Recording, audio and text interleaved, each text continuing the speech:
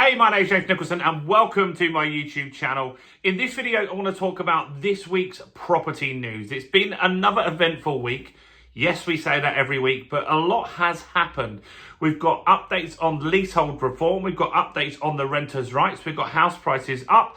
We've got house prices down. We've got mortgage rates down as well, and lots more. So if you're new around here and you haven't done already, make sure you subscribe to the channel over here and hit that bell notification. We're on the way to 39,000 subscribers now. Thank you to everyone that subscribes.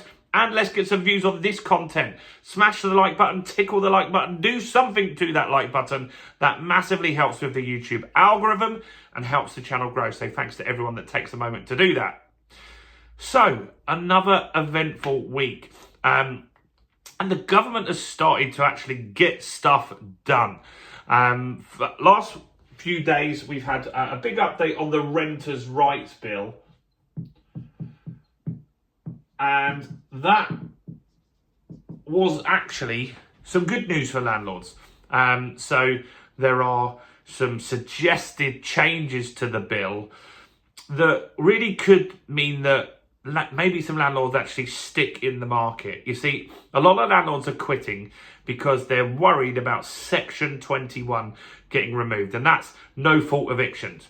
Now, the worry of that is that if that goes, you have to then go to court to get rid of a tenant. The courts are massively backed up, and if you've got a tenant that's not paying rent, you could be 6, 7, 8 months before you actually get a hearing date. And even then, you might not get rid of the property. So there's a lot of amendments being recommended for the renters' rights bill. They're pretty positive, some not so great. We made a very in-depth video on that. Nearly 50,000 landlords watched that over the last week or so. So if you want to find the videos, the easiest way is below this video is going to be a link. It says Property Accelerator, the channel name. Click on that, then you can see the videos, and it's in the last 10 days.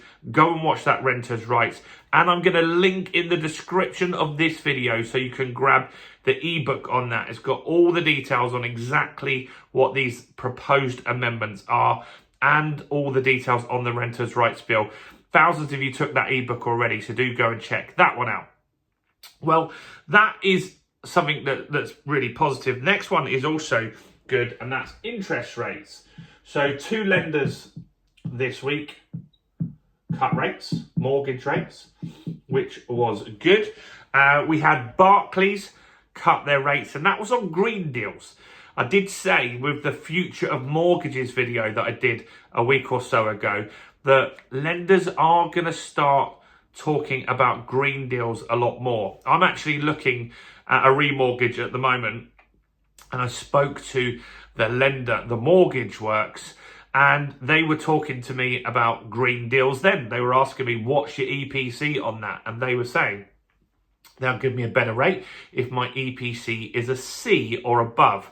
So lenders are considering this stuff, but mortgage rates did go down, and this is more due to the fact that the market is slow. So as I spoke to my broker as well this week to look at some refinance deals, the broker said it is really, really quiet. He has a lot of deals going through at the moment that are trying to complete before the stamp duty increase on the 1st of April, but new business coming in is significantly slower. There is a slowdown in the market. So rates have dropped by lenders to get more business and get the market moving again. So the 2 lenders that cut were Barclays and Nationwide, who actually own the Mortgage Works. So that was something to go and check. House prices. Let's talk about house prices. So house prices have been fairly stable the last year.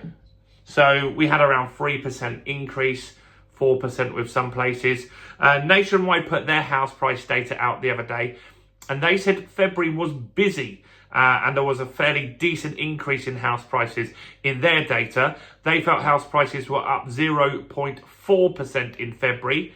Halifax just released their data, and they're seeing the opposite. They're seeing the slowdown has already started, and they saw house prices in February drop 0.1%. Two things can be true at the same time. Halifax are looking at their lending book.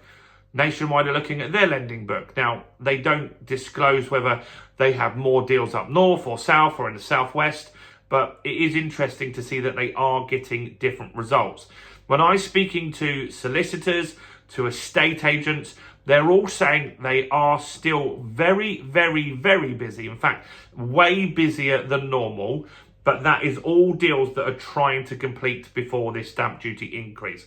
They're all saying the same. New deals aren't coming through the door now. The market is going to have a big, big slowdown. So maybe the fact that Halifax is seeing house prices dropping a bit could be a trend that we see continue for the rest of this year. So that's something we've got to really, really consider. So Halifax down, Nationwide up. What else is going on? The leasehold reform. That's probably the biggest story this week. And so we did a very, very popular video on that. About 15,000 people watched that one. There's a lot of people that watch this channel that want to know about leaseholds and what's happening. And so the government published a white paper with what they're looking to do with the leasehold reform. And the process is that they actually want to bring in common hold. So common hold is effectively the same as owning the freehold. And if you're a leaseholder, they're saying that new leasehold properties, so flats mostly, that are being built at the moment, if this law is active, they'll only be able to sell them as common hold properties, meaning you own your asset outright. You don't have the fear of the lease expiring.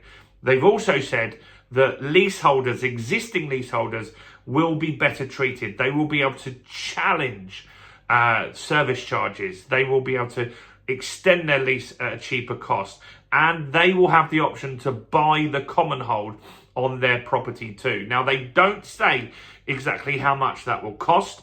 And they've said that they will get that information to us by the end of the year. The problem is there's thousands of you watching this channel that you're in limbo at the moment. You either have a short lease, meaning if you extended today, you'd have to pay marriage value, or you're getting close to having a short lease. That is worrisome. People need to know what's going on so they can make a decision on where they want to extend now, or if they want to go on to this common hold stuff. It is positive, but it is just a little bit slow. And that's the problem that we've got. But the fact is, this was a major update. We wrote an ebook on that one as well. I'll link that also in the description here. So look, it is a fairly evolving market. The fact that the Renters' Rights Bill got some big updates in the last week was good. The leasehold reform got some big updates as well. Lenders are cutting rates, even though the forecast for inflation is for it to increase. That is good. That means your mortgage rate on renewal may go down. Also, you've got all the international stuff going on at the moment. The Trump trade war is an absolute shambles. He puts tariffs on Canada and then backs down the next day when they put them back on. He did the same with Mexico. That's causing massive uncertainty. That is not going to be great for the UK economy. We buy stuff from Canada. We buy stuff from America. We buy stuff from Mexico as well. And it just gives businesses that uncertainty. And when that happens, business will invariably slow down while people wait and see what happens. That won't be good for the UK economy. What does that mean for house prices? Well, invariably it means people will lose their jobs. That could lead to a recession. If we go into a recession, even if we've got high inflation, interest rates would be cut. So if you want interest rates cut, that's good. But house prices also could follow that route down as well. Just because we cut interest rates doesn't mean house prices are going to go up unless the economy is strong to back it up. So look, a lot going on this week. Do go and check out the videos that match all of these topics as well. I think you'll find some good value there. Make sure you grab the Renters' Rights ebook and the Leasehold Reform ebook as well. And check out all the other content as well on the channel, including this video right here.